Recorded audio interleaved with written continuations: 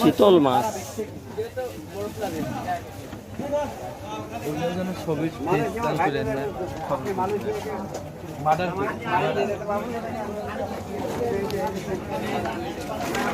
ওরে অবস্থা রে,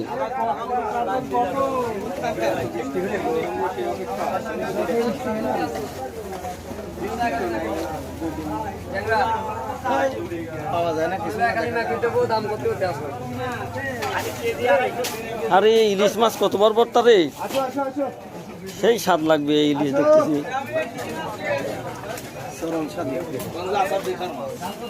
আসাদ দেখাওয়ার মাছ, জলপাইয়ের আচার দেখাবেন। জলপাইয়ের আসাদ দিয়ে মনে হচ্ছে এমনিই খাই। ভয়েস দেখান না, ভয়েস খারাপ।